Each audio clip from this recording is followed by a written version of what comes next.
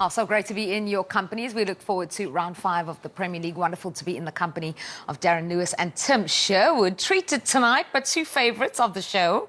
I want to start with something that's been making the waves, making the rounds on social media. I thought this was hilarious. I know we had such a big weekend of football, but this really stole the show. Check this out if you haven't seen it yet. Because, Darren, I think we agree, the North London derby was won in the tunnel. Absolutely. Well, in the end, it turned out to be child's play for Arsenal, but it was before the game as well, because Arsenal really effectively sorting Spurs out, really. And that's exactly what that young lad did. Here he is again. Hands on his shoulders, puffing out his chest. That's exactly what Arsenal did on the day, Tim. Yeah, I mean, we used to do that. I'll tell you, in the North London derby, we used to do that. When the players come out, it wasn't cameras then in the tunnel. We had to try and find an edge. And as soon as Arsenal come out of that dressing room, that was me with the players, trying to abuse them and trying to get an edge, trying to get them to bite, see if I can put them off their game. Didn't work very often. I want to say we're surprised, but I don't think we are. No, he was a bit bolshy, wasn't he? I love that. Yeah, a bit like Arsenal at the moment.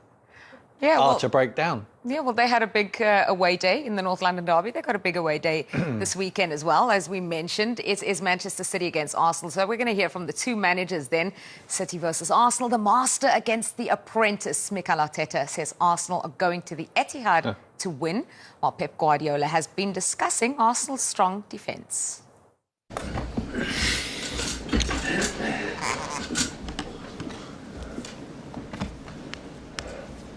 Afternoon, guys. Hope you're well. Same process ever with Max on either side. We'll set an embargo partway through, actually towards the end for the Sundays, at 10:30 on Saturday evening.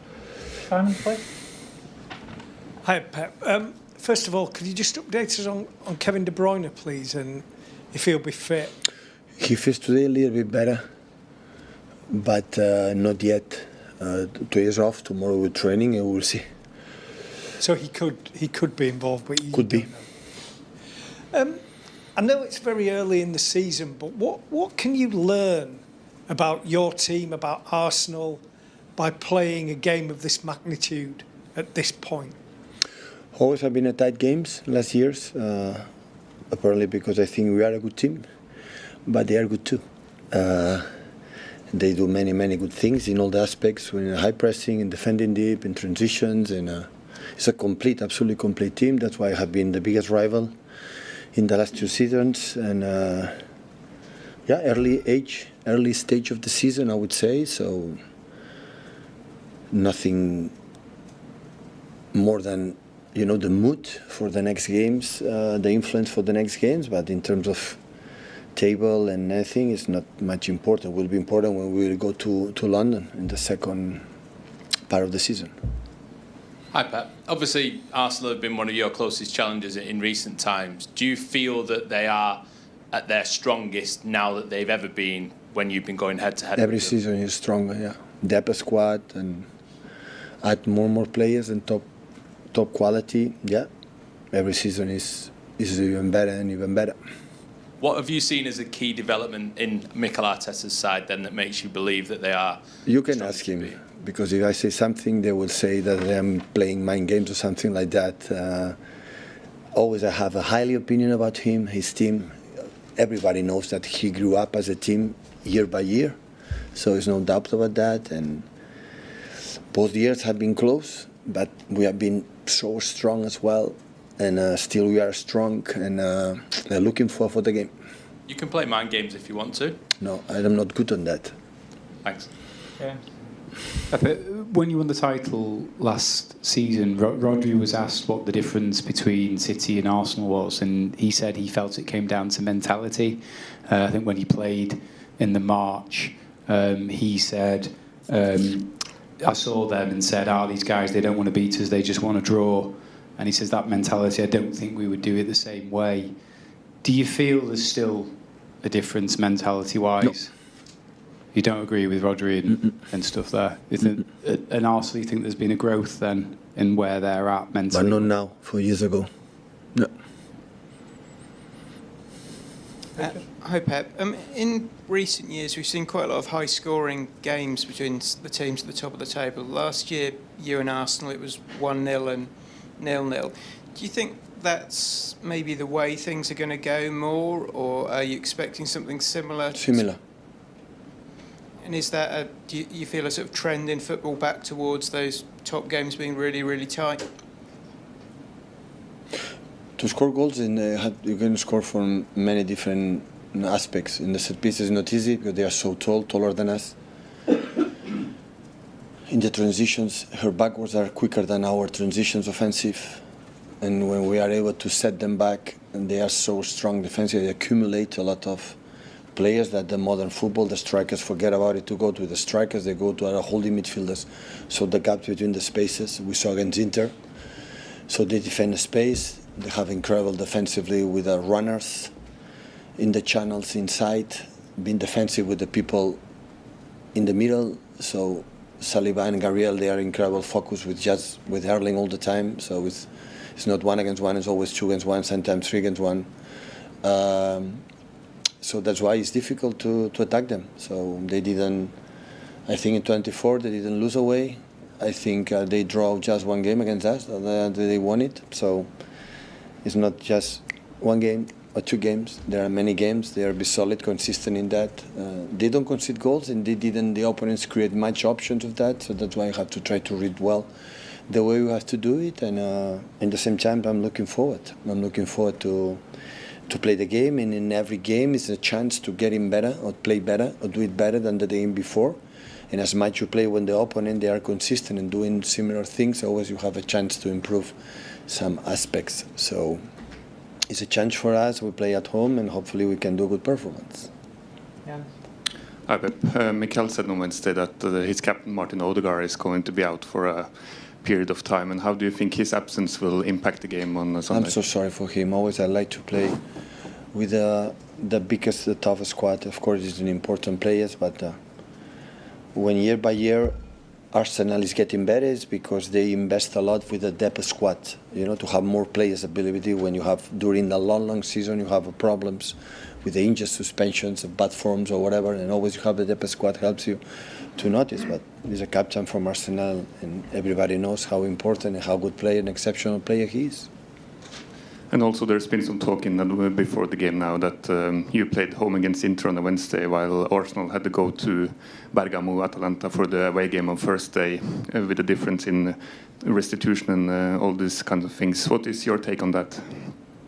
It's an advantage, but I'm going to make a list in the last 6 years how many times we were in disadvantage against the tough opponents when we have less days of recovery. I have a huge list to show you, but of course it's a little bit advantage. Hi, Pep. Arsenal signed Raheem Sterling on the deadline day last year. I think it sort of came as a bit of a surprise to some people, but what will he bring to their squad? Is obviously playing. Well, I hear Mikel that said it was a surprise for him as well. He didn't expect to hire Raheem. So I wish him all the best. I said many times, for all the players that behave unbelievably in this club, that help us unbelievably to be who we are, to what we are. So we cannot understand the first period, the first years in my tenure here, in our tenure here, in our time here without Raheem. So have been so important. I wish him all the best. Of course, I would prefer don't perform well tomorrow on Sunday, but of course I wish him all the best. We are to the home of the champions, the team that I think in the Premier League history has been the most consistent ever, not only in terms of result, but in terms of dominance and consistent top performance, I think without question of a doubt. And this is the challenge, that we go there and we have to prove that again we have made another step and we can compete and win in those rounds. It's great to give back because you know individually how much people invest, their time, their money, effort, travel. And when you are able to give something away from home, it becomes really special. That's what it's a special atmosphere when we play away from home and how our supporters are living the game. So really pleased that consistently we've been able to give a lot back. This is an interesting one, Tim, because we know that Manchester City have had the better of Arsenal. It's not been a happy hunting ground for the Gunners there.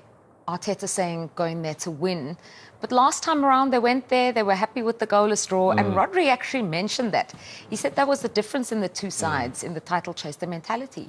Rodri's trying to entice them out to come and play. Pep normally does that with different managers as well. We saw him do it with Thomas Frank at Brentford, saying how open they play and how brave they are and trying to big up the manager.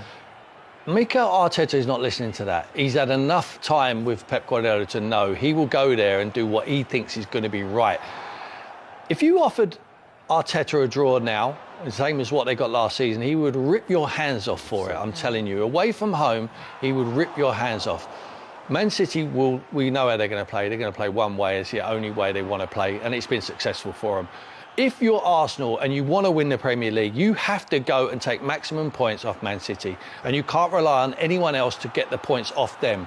So you have to do it yourself, Darren. 100%, you do. And I think taking responsibility is going to be a theme of Sunday's game, because last time around, Arsenal didn't really show enough personality. They looked as though they were going there to not lose, whereas they've got to go there and try to win. 5 points at this stage of the season, obviously 70 games to go, whatever else. It's a long, long way. But if you give City a 5-point gap, given that they come good in the second half of the season, your chances are going to reduce greatly. What I think is going to happen in the match is that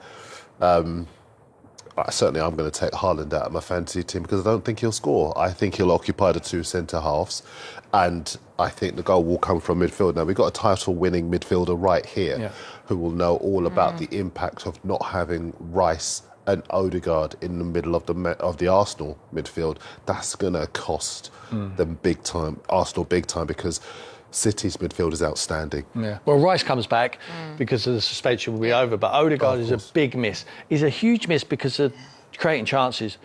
We saw it in midweek there as well against Atlanta. We know they're solid. I think they've got the best back five in the league. You know, they're very solid. They have protection in front when Declan's there.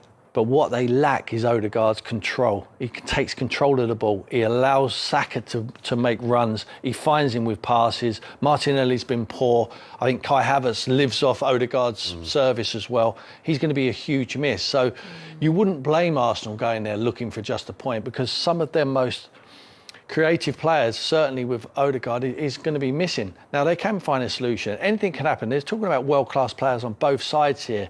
But the way Haaland has started the season, I agree with Darren. I think up against them two, Gabriel and Saliba, because he will occupy them both. It might be, you know, if Kevin De Bruyne is out missing, it might be they need goals from elsewhere and someone else. I know Foden come on last week. Rodri will automatically start in the middle of the pitch. So I think he can't just worry about scoring at the weekend. He needs to realise he's doing a job for the team. He's taking Gabriel and Saliba out of the way for other players to have the space to be able to create.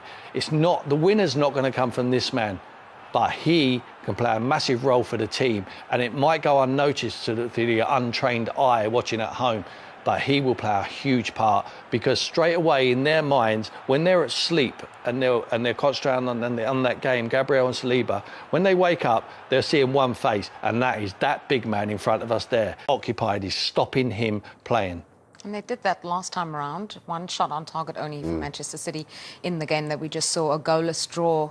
Gabriel, Saliba, that partnership, once you get past it, then you've also got David Raya to beat, and he's proving difficult to beat at the moment. So are we thinking that Arsenal will do something similar to what they did at Spurs, which is just defend, let the opponents have the ball, try and hit on the counter? Yeah, I think that's what they will do, because, listen, nobody goes to City and wins. No one has won there since November 2022 when Brentford were the winners in any competition. And in the press conference today, Pep Guardiola was saying the margins were so small last season that if you want to retain the title, you have to be winning. You have to be invincible at home, basically. And that's what they do at the moment. What I do have a sneaking feeling for is Raheem Sterling, because if you look at that forward line of Arsenal, Martinelli at the moment, 15 goals 2 seasons ago, only 6 goals last season, doesn't look at it this time around. Big chance in midweek in the Champions League. Couldn't take that opportunity. Saka looked out of sorts in midweek. I don't know about you, but he just didn't quite look fit. And Gabriel Jesus, we know how hard he works, but the goal output from him is not good enough at the moment. So I wonder if there is a role, whether it's from the start or maybe as a second half impact substitute for Sterling to play in a game that he'll be bang up for, Yeah. because he's going back to the club where he won 4 Premier League titles, and he does have that experience of being able to be the difference in the biggest games. Yeah, he would worry me if I was Pep Guardiola. As soon as I'm looking at that team sheet when it comes in, I do not want to see Raheem Sterling on there, because that is the Cinderella story, him coming back to Tottenham for his new club. He will, if he scores the winner against Man City, I said it last week when I saw him just before the game, I was saying, if you scored in this North London derby, you haven't got to do anything else. Yeah. You're done. Just put your manager's hat on for a second. Would you start him? I would, because I think Darren's absolutely right. I mean, Martinelli's just not firing. I think a lot of them, Saka, I would always have in the team on that right-hand side, because he can come in, he can win the game for Arsenal because he's so good. But they're all suffering at the moment. The offensive players are suffering because Odegaard's creativity in there. Havertz maybe come off a little bit deeper. You know, find the ball. I think Raheem's clever. He knows when to move off the line from out to in runs. It can be a real threat in behind, because we know when Man City, when they attack with numbers. They vacate in fullback areas, and I think Raheem can really exploit him down the left-hand side. I would start him. Yeah, just have a question about the midfield, because we're talking a lot about Odegaard. And on the other hand, the midfield maestro for Manchester City also went off injured in midweek, and we're expecting him to miss out. How do they reshuffle? It doesn't matter for them, does it? I mean, time and time again, we see that. We saw it last year. He missed so much football, didn't he, De Bruyne? Yeah. We saw Haaland miss so much football. Yeah. But like I said at the beginning, we talked about it last week, didn't we? We talked about if Arsenal are going to win the league, they have to go to the Tottenham Hotspur Stadium and take maximum points. They've ticked that box. They have to go to the Etihad and take maximum points if they want to win the Premier League without their 2 best players. And that's exactly what Man City did last year. De Bruyne will be a huge miss, but they'll be able to cope. Darren? Yeah, I totally agree. I think last season, De Bruyne hardly played between the start of the season and Christmas. He was out for 4 or 5 months, and as you were saying about Haaland, he missed a couple of months around about Christmas and another few weeks around about March, April as well. I think as far as City are concerned, they've got people who can step into the breach. Bernardo Silva could play there. Phil Foden could play there. He's fresh. Guardiola was talking in the press conference today about him being back and fresh and available and ready. Gundogan can play there as well. And the thing about City is their players are all so intelligent. Yeah. They all do have that selflessness. They can bring other people into the game. They're so fluid. If they don't have a striker, they can win the league. If they don't have a De Bruyne, they can win the league.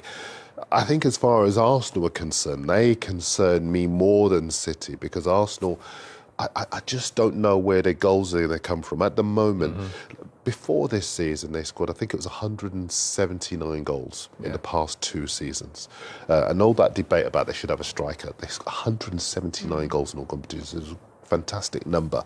But this time around, it just looks as though that front line is a little bit out of sorts, and that's why, even if De Bruyne doesn't play, I would back City to be able to find a way to get the goals, to get the 3 points. You probably need another trip to Dubai, Arsenal, because at the moment, set pieces are looking like their most dangerous way of scoring. We saw that in the North London derby.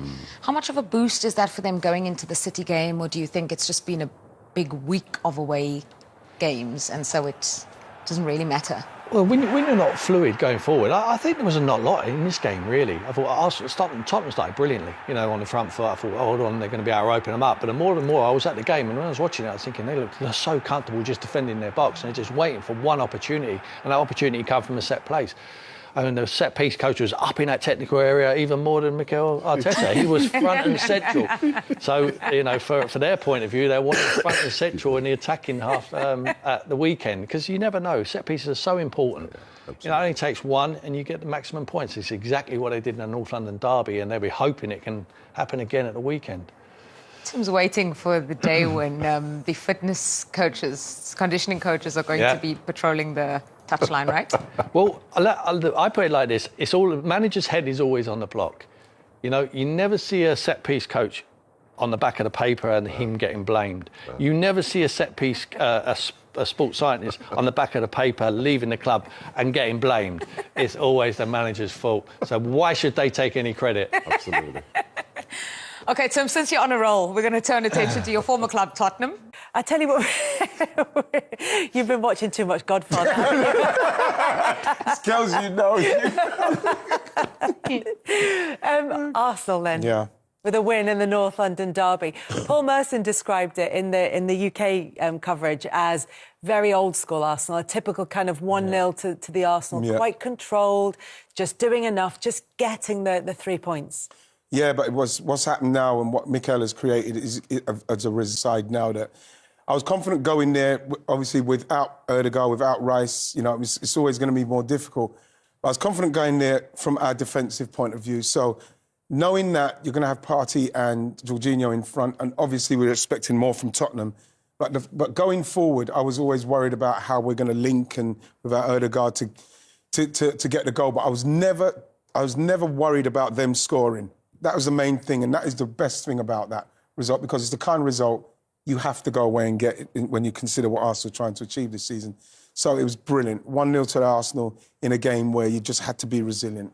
Yeah, was it impressive from Arsenal, or do we have to kind of factor in the Spurs performance to that as well? I think it was impressive, Ellie, because I messaged you, didn't I? I was like, I'm a bit worried about like the fluidity of that midfield, but you know, I hate to say, last season when City won it, they had big players out. So the question mark before the game for Arsenal was, OK, you've got big players out now, so can you do it?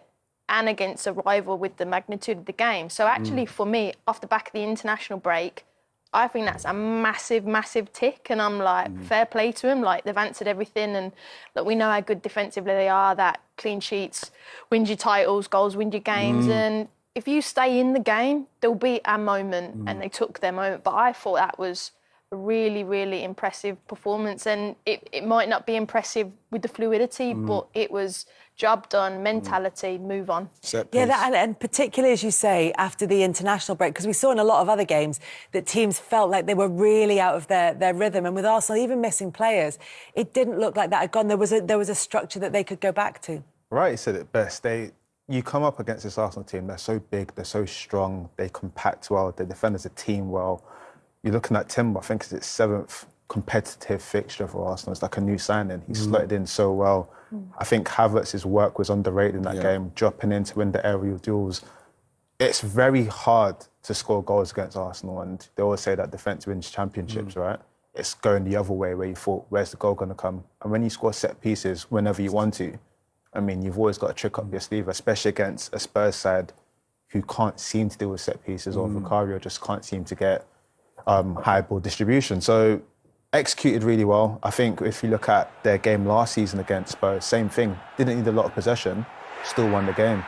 And without your captain as well, it's often one of those games, it's about what team wants it more. I mean, Gabriel's got another man of the match performance against Spurs. Saliba, you could see the celebrations. They just wanted it more. It means more to them. I mean, you know. It's still strange to look at that and see Arsenal in an away kit. My daughter was watching. She said they look like they've been sponsored by Nando's with the coloured stripes on their shoulders. But they weren't chicken. You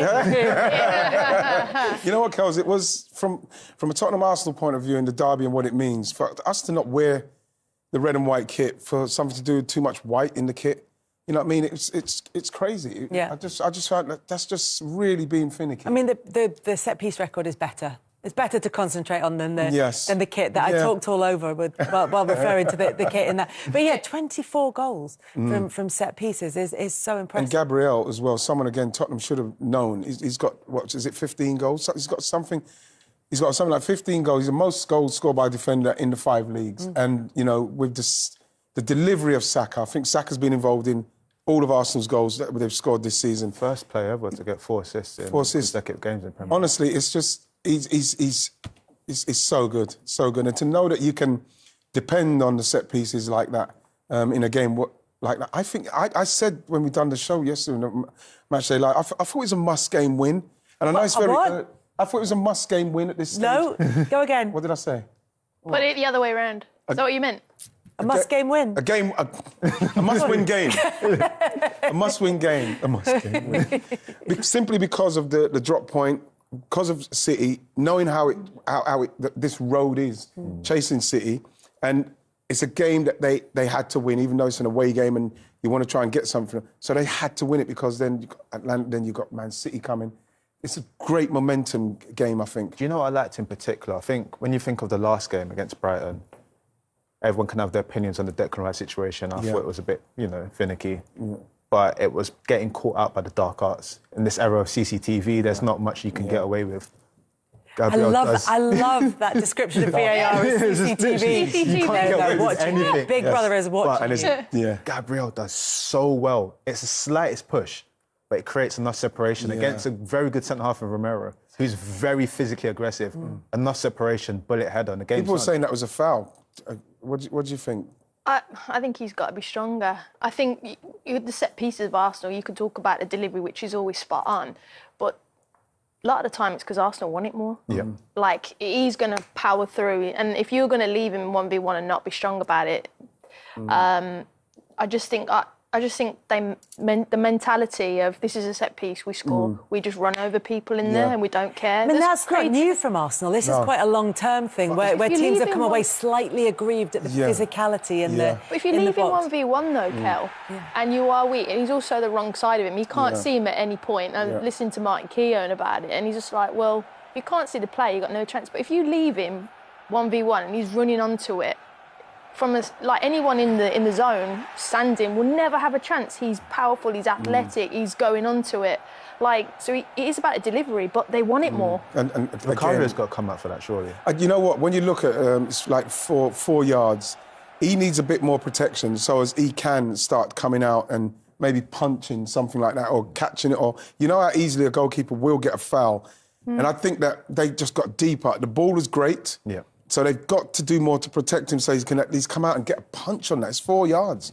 It's 2 yards. It's 4 yards. The other thing with Will is he's, as you say, he's a very physical player in terms of his approach to the opposition, but not necessarily robust when it comes back his way. Yeah, it's always interesting when you see two centre-halves going up against each other. And it's very uncharacteristic for Romero not to win that sort of duel. And even the way he gets pushed, the separation, he moves massive. quite a bit. Yeah, he moves quite away. It's like Gabriel's like really he's not ready. Exactly, and that's where it comes to, I think, mentality and really wanting it more. You said it perfectly.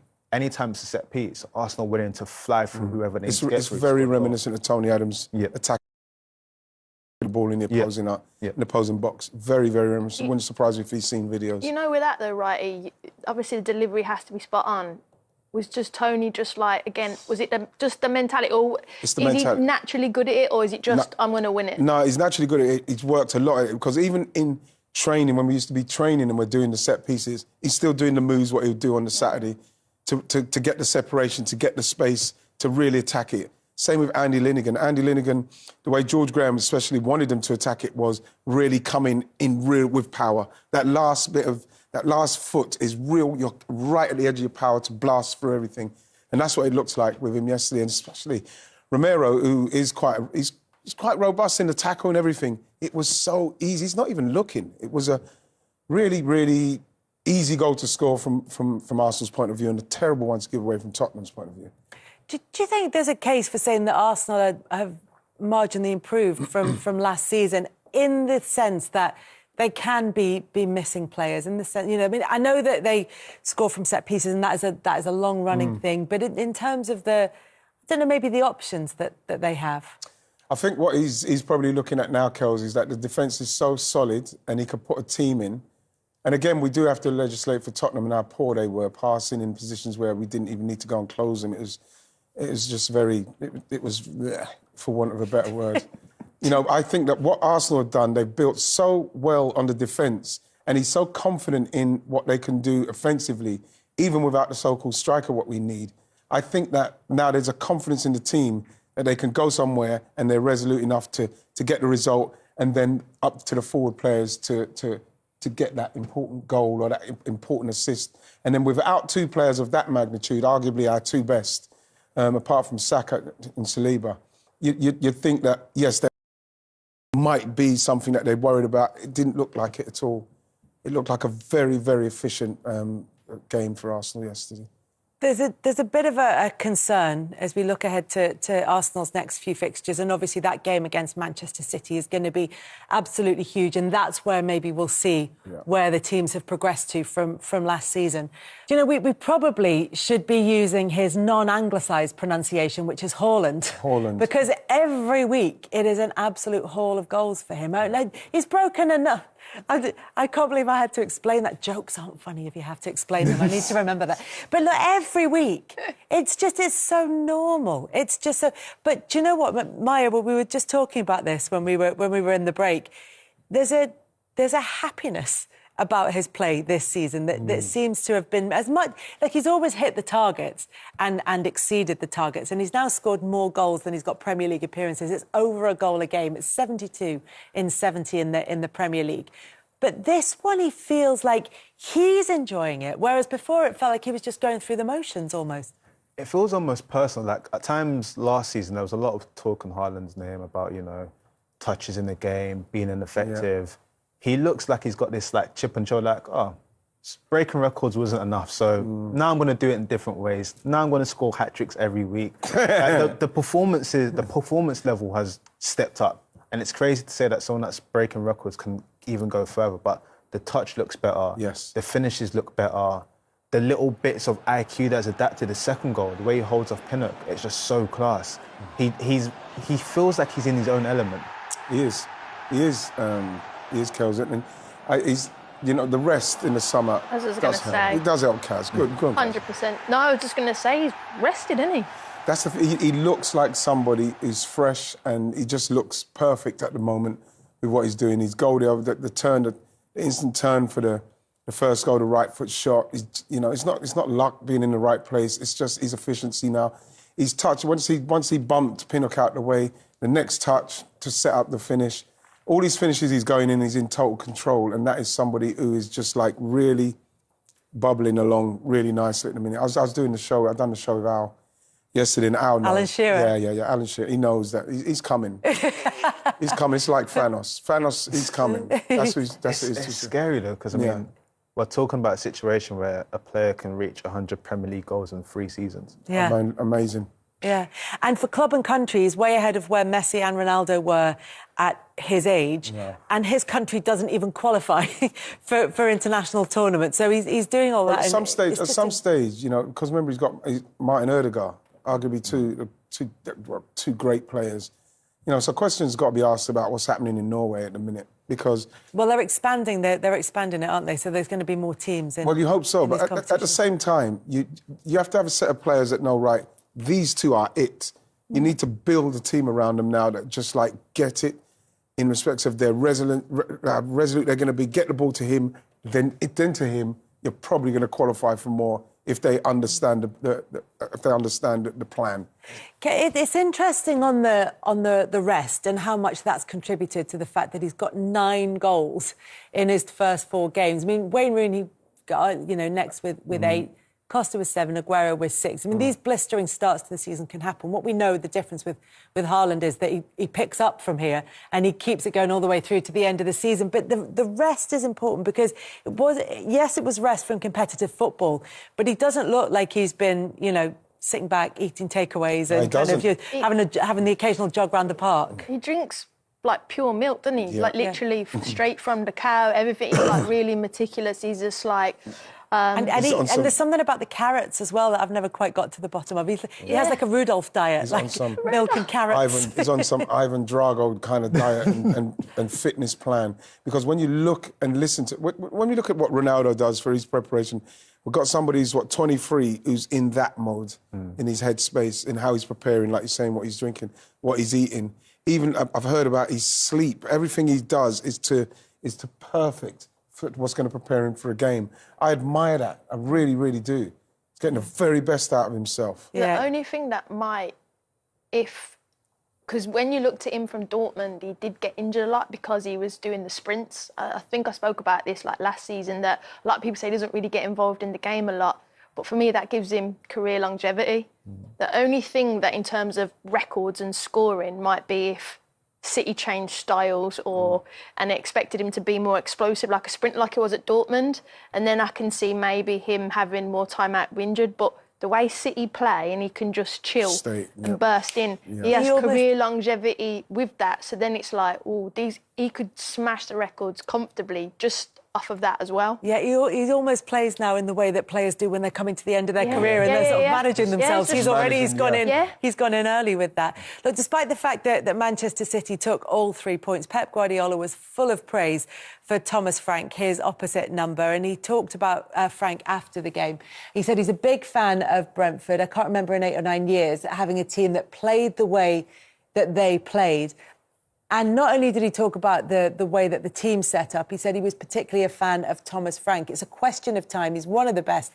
It's going to happen in terms of a move to, let's say, a bigger club. And look, Thomas Frank has made no secret of the fact that he is ambitious. He will tell anyone who wants to listen, I want to move on to a club that is challenging for trophies. But he's been able to hone his skills, certainly in terms of the Premier League at Brentford, which seems to be the perfect environment for him. And look, Guardiola often praises teams either before the match, just before they spank them 4-0, or he praises teams afterwards when Manchester City have had a great game.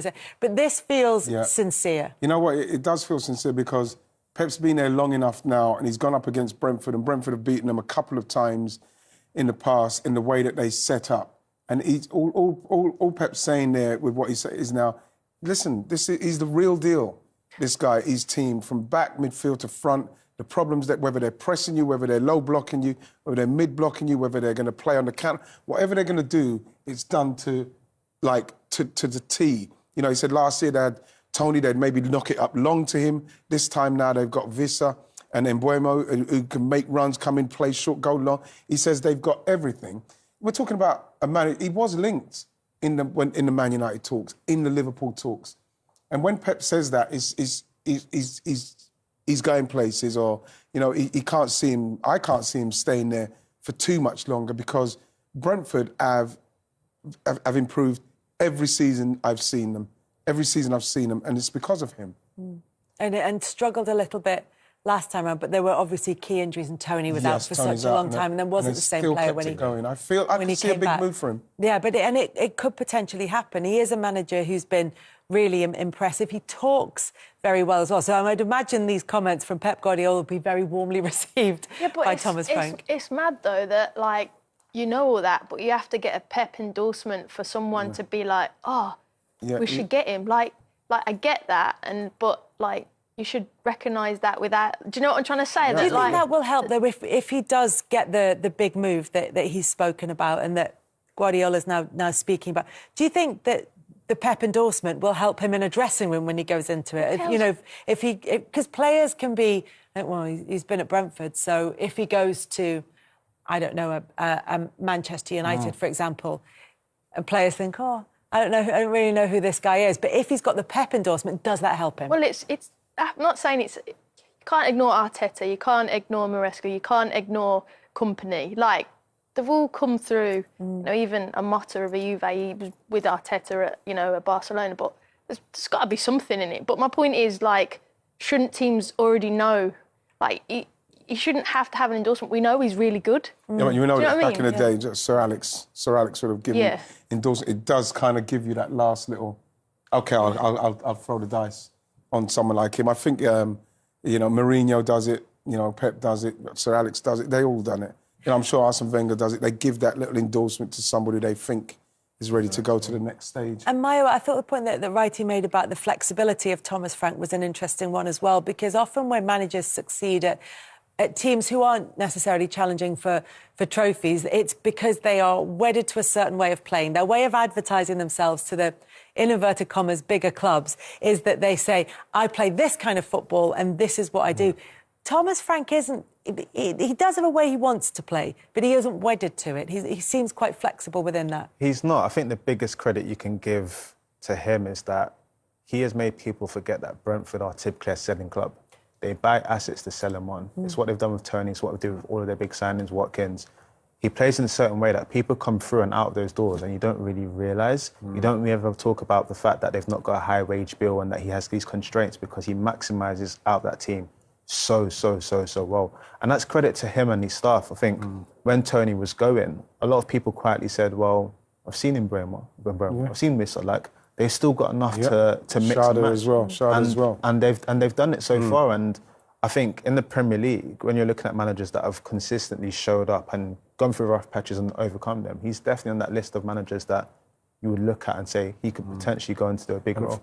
And the thing is, Kels, you just feel like he's made for bigger. And he's got 2 first names as well. Yeah. There's something about his name that makes me feel there's more for his name in itself. Thomas Frank or Frank Thomas. Either way, it works. Thomas Frank. It sounds like he should be. That's why he's flexible. Yes. It all starts with his name, doesn't it? Yeah. Listen, while we're singing Brentford's praises, they did fall to defeat by Manchester City. That'll happen to a lot of teams this season. Next up for them, it's Arsenal. That's a huge game next weekend, isn't it? Because I'm looking forward to it as well, because I'm looking forward to the gap, because I know that Gabriel, and Saliba are already revving up. They're revving up. They're getting all the engine ready to go, because he's in top form, Haaland, and so are they.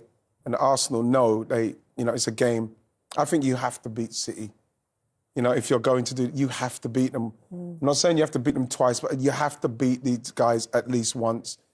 And, I think I'm looking forward to the game simply because I think we're in a perfect headspace to take on City at next place. Last season, Arsenal were really, defensive, weren't they? Do you think it'll do the same again? I hope not, because it won't be a good shout. I hope... No, we have to go there to beat them. There is the firepower, though, to be able to do it. We're going to have to talk about that after we've seen the game itself. Yeah, and then you'll see this. Remember this, everyone. Remember this. You said, don't be cautious.